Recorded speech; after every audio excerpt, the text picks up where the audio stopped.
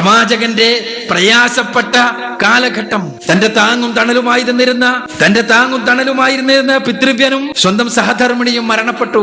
മക്കയിലെ 3 വർഷത്തോളം വരുന്ന പ്രയാസകരമായ പട്ടിണി കിടന്നുകൊണ്ടുള്ള ഉപരോധത്തിന് വിധേയമാക്കപ്പെട്ടുകൊണ്ടുള്ള ജീവിതം അതവസാനിച്ചു. ആ സമയത്തെല്ലാം താങ്ങും തണലുമായി നിന്നിരുന്ന ആളുകൾ അവരെല്ലാവരും മരണപ്പെട്ടു. ആ സമയത്ത് തനിക്കൊരൽപ്പം താങ്ങ് ലഭിക്കാൻ, ഒരു തണല് ലഭിക്കാൻ, തനിക്ക് ഒരു ചെറിയ ആശ്വാസം ലഭിക്കാൻ തന്റെ ബന്ധുക്കളായ തായിഫുകാരുടെ അടുത്തേക്ക് പോയതാണ് മുഹമ്മദ് റസൂലുള്ളാഹി സ്വല്ലല്ലാഹു അലൈഹി വസല്ലം.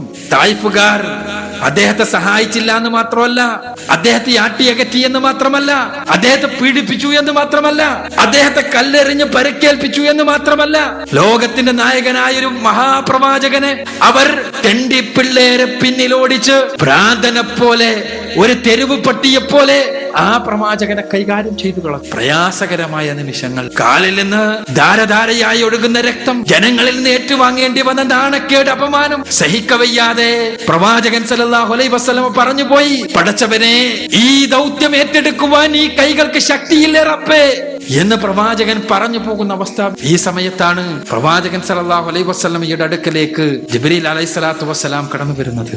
അദ്ദേഹം പറയുന്നു, പ്രവാചകരെ, മലകളുടെ മലക്കിനെയും കൊണ്ടാണ് ഞാൻ വന്നിട്ടുള്ളത്. അള്ളാഹുവിന്റെ കൽപ്പനയുണ്ട്, റസൂലേ, താങ്കൾ ഒരു വാക്ക് പറഞ്ഞാൽ ഈ തായിഫ് എന്ന പ്രദേശം പിന്നെ ഭൂമുഖത്ത് അവശേഷിക്കില്ല, എവിടെ ഒരു മനുഷ്യനും ജീവിച്ചിരിക്കില്ല. താങ്കൾ എങ്ങനെ ക്രൂരമായി പരിഗണിച്ച ആളുകളെ പിന്നെ ഈ ഭൂമുഖത്ത് അവശേഷിപ്പിക്കില്ല.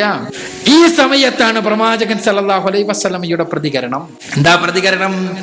ഞാൻ അവർക്ക് മാപ്പ് കൊടുത്തിരിക്കുന്നുവെന്നല്ല, മറിച്ച് ഈ മനുഷ്യരുടെ ഏതെങ്കിലും ഒരു തലമുറയിൽ, പിൻഗാമികളിൽ ആരെങ്കിലും സർവശക്തനായ തമ്പുരാനെ മാത്രം ആരാധിച്ചുകൊണ്ട് ശാശ്വതമായ നരകലോകത്തിൽ നിന്ന് രക്ഷപ്പെടുന്നുവെങ്കിൽ അതാണ് എനിക്ക് ഇവരെ മുഴുവനും ഭൗതികമായി നശിപ്പിക്കുന്നതിനേക്കാൾ കാമ്യം. റസൂലുള്ളാഹിയുടെ പ്രതികരണം, റഹ്മത്തുൽ ആലമീനിന്റെ പ്രതികരണം, കാരുണ്യത്തിന്റെ പ്രവാചകന്റെ പ്രതികരണം, അതാണ് കാരുണ്യം.